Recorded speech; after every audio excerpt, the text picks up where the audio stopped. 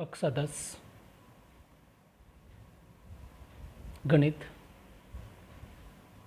हमारा chapter number 6 त्रिभुज की ये तीसरा वीडियो। इसमें आज हम एक बहुत ही इम्पोर्टेंट महत्वपूर्ण प्रमेय जो थेल्स प्रमेय के नाम से जानी जाती है उसका प्रूफ करेंगे। तो इसका स्टेटमेंट है, ये हमारी उत्तराखंड बोर्ड की जो बुक है उसकी प्रमेय यानी थ्योरम 6.1 है। इसका स्टेटमेंट ये कहता है, यदि किसी त्रिभुज की एक भुजा के समांतर अन्य दो भुजाओं को भिन्न भिन्न बिंदुओं पर प्रतिच्छेद करने के लिए एक रेखा खींची जाए तो ये अन्य दो भुजाएं एक ही अनुपात में विभाजित करती हैं। मैं पूर्व में भी इस वीडियो का थोड़ा सा संक्षिप्त विवरण दे चुका हूं वीडियो नंबर 2 में। इसमें हमें सिद्ध क्या करना है, पहले हम ये बात करते हैं। दिया क्या है, हमारे पास एक त्रिभुज ABC दिया हुआ है, ABC। इसमें हम एक भुजा कोई भी चुन लें, मैंने चुनी BC के समांतर एक रेखाखंड खींचा PQ, जो AB को P पर,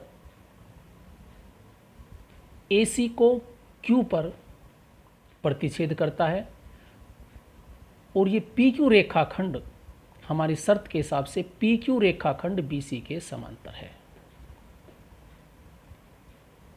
तो यदि ये PQ BC के समांतर है तो PQ रेखाखंड भुजा AB और AC को समान अनुपात में विभाजित करेगा। अनुपात कैसा होगा, AP upon PB equal AQ बटे QC। ऐसे भी हो सकता है, जैसे मैंने लिखा है, सिद्ध करना AP बटे PB इक्वल टू AQ बटे QC। हम इसे इस प्रकार भी लिख सकते हैं, AP upon AB AQ upon AC, और इनके व्युत्क्रम भी लिखे जा सकते हैं। तो अब हम इसका थोड़ा सा हल स्टार्ट करते हैं। तो हमें सबसे पहले हम क्या लिखते हैं, दिया है हमें क्या गिवन है, गिवन दैट त्रिभुज ABC में भुजा BC के समांतर रेखाखंड PQ खींचा गया है। तो हमें क्या दिया हुआ है, PQ समांतर BC, यानी PQ जो है ये BC के समांतर है। सिद्ध करना है, मैं बता चुका। हमने इसमें रचना भी करनी है। इसके बाद तीसरा स्टेप आता है रचना, जो कंस्ट्रक्शन है। हमने कंस्ट्रक्शन क्या की है, एक तो बिंदु Q से AB पर लंब डाला, QM, जो QM है, इसे थोड़ा सा डार्क कर देता हूं मैं।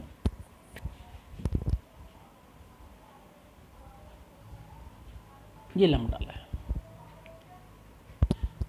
और AB के बिंदु P से AC पर लंब PN डाला है, ये PN लंब है।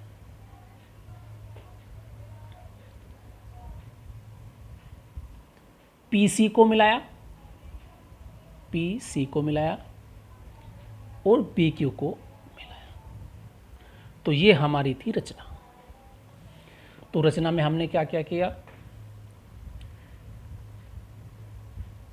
QB व PC पर खींचा गया जो लंब है, QM लंब AB व PM लंब AC।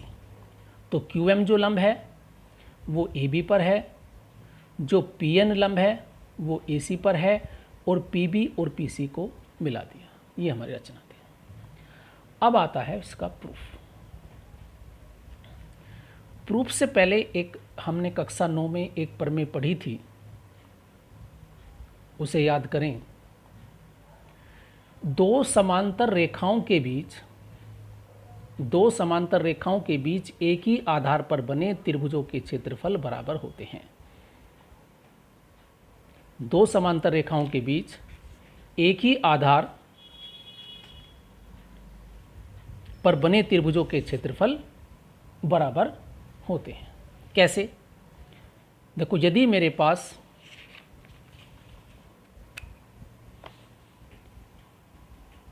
ये दो रेखा समांतर हैं,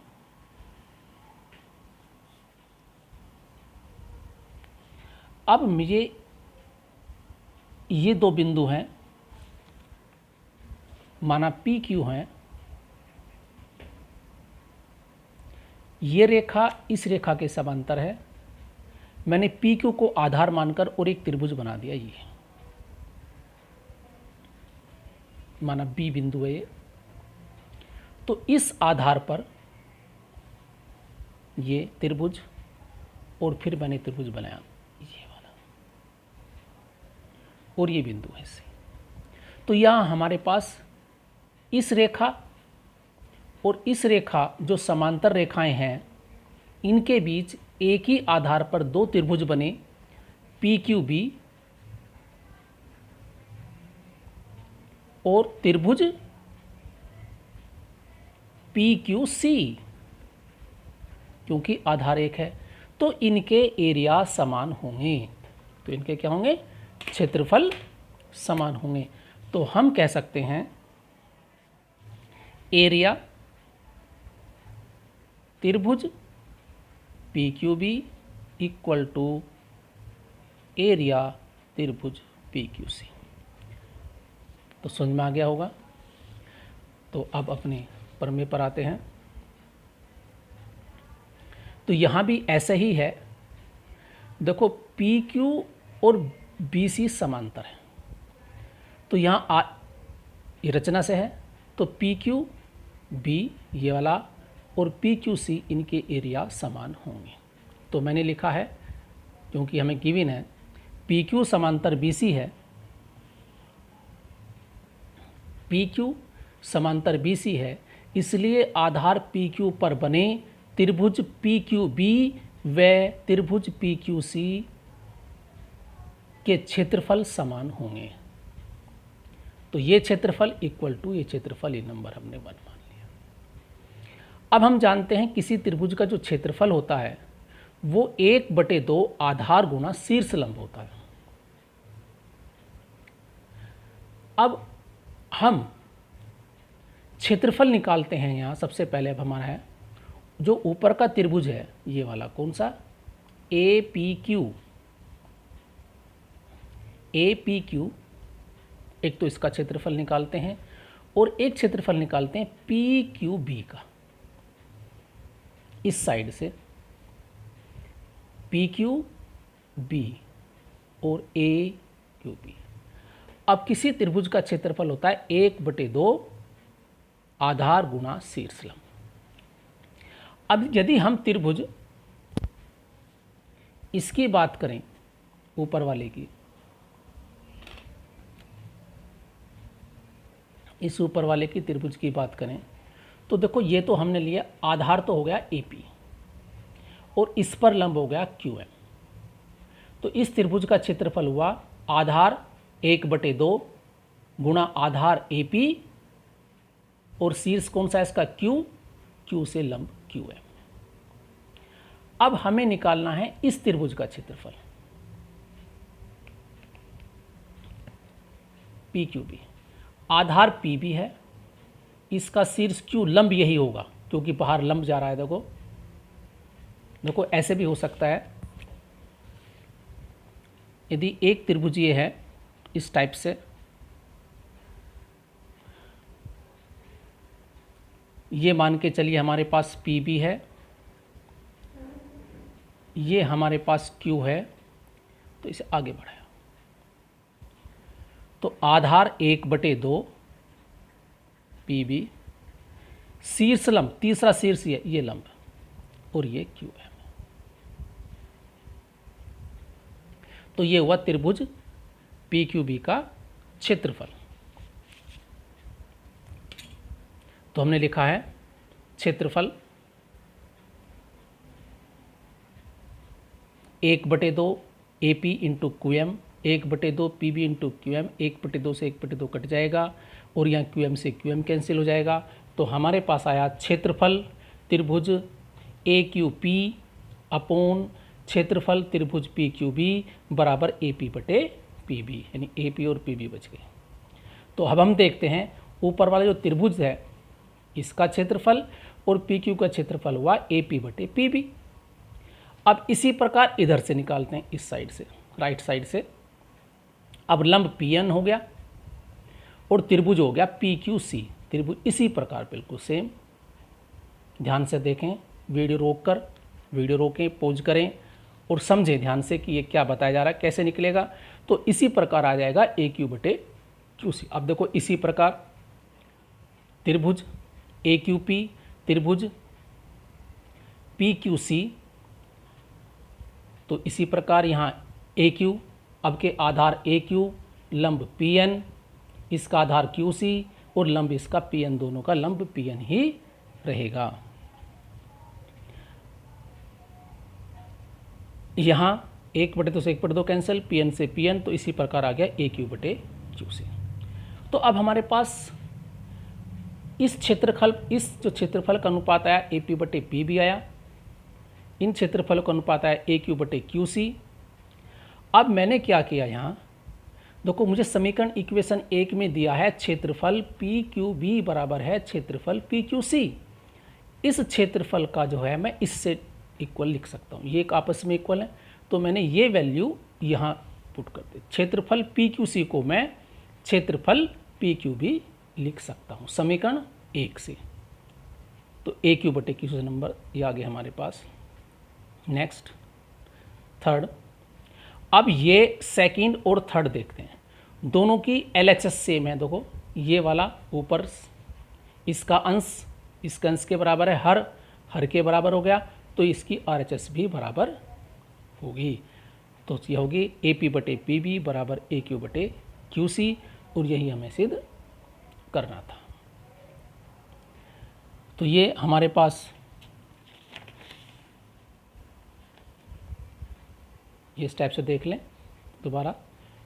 तो ये थर्ड है, ये सेकंड है, इसकी ये वाली जो एलएचएस साइड सेम है तो आरएचएस साइड भी सेम होंगी, इसलिए सेकंड व थर्ड से ए पी बटे पी बी बराबर ए क्यू बटे क्यू सी, यही हमें सिद्ध करना था। तो ये हमारी थेल्स प्रमेय या आधारभूत समानुपातिक प्रमेय के नाम से जानी जाती है, बीपीटी, बेसिक प्रोपोर्शनलिटी थ्योरम। और सबसे इम्पोर्टेंट ये थेल्स प्रमेय के नाम से, इसे हम केवल थेल्स प्रमेय लिख सकते हैं।